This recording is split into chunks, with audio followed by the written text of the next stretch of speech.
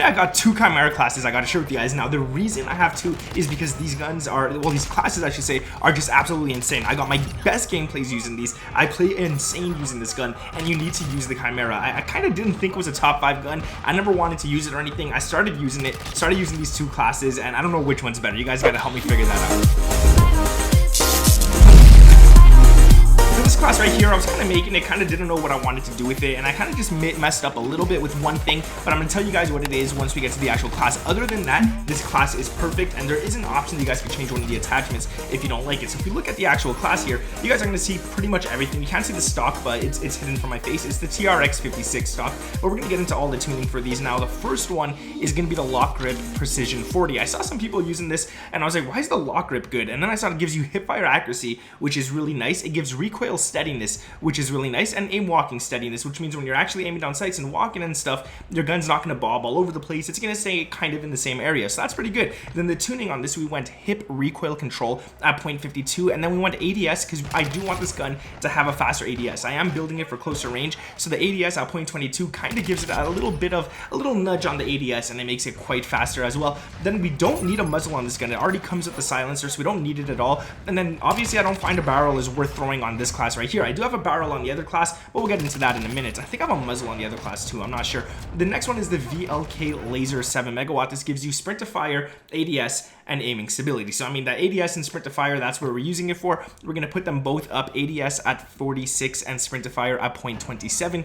Pretty solid options right there. Then we got the Cronin Mini Pro Optic. This one right here is not one that I really like using much. I'm either going to stick with this one or the Cronin Mini Dot. I'm not sure which one I want yet, and that's the one I'm telling you guys. I don't know if I made a mistake throwing this one on or not.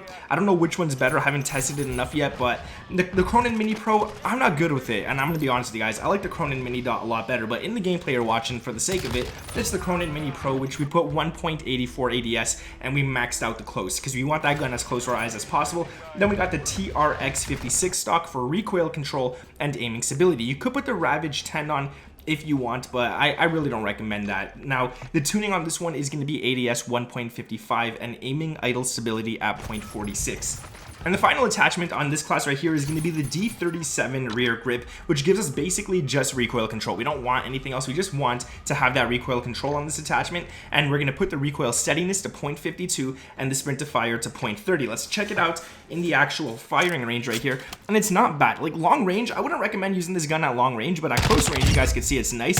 Mid range, it's nice, and then you get to that long range, it's not the worst, but as you can see, your recoil kind of pushes you off target and stuff, so it's not the easiest to just stay on target either. But if you are using it at long range and aim assist is on if you're playing with controller, this should help you out. Going to the other class that I have for this one right here, it's this class right here. You guys can check it out. Now the stock is the exact same stock, but the tuning might be a little different, at least for the most part. Now this one I utilize the barrel and the muzzle as well, so there's no laser, there's no optic, there's no ammunition under barrel or magazine I should say, there's none of that. So the first one is the muzzle, which is a Lockshot KT85. The tuning on this is gun kick control at 0.28 and recoil stabilization at 0.62. I tried to make this class as fast as possible while still staying as accurate as possible. Laser accuracy is what I wanted to go for on this class. The barrel is the 10-inch SA Phoenix, which gives us damage range, awesome. Bullet velocity, awesome. That makes it great for Warzone. Hip fire accuracy and recoil control, but I wouldn't recommend the Chimera on Warzone if you're going for long range with it. It's just it's not there's not too much recoil control that you could put on this gun to actually make it a laser.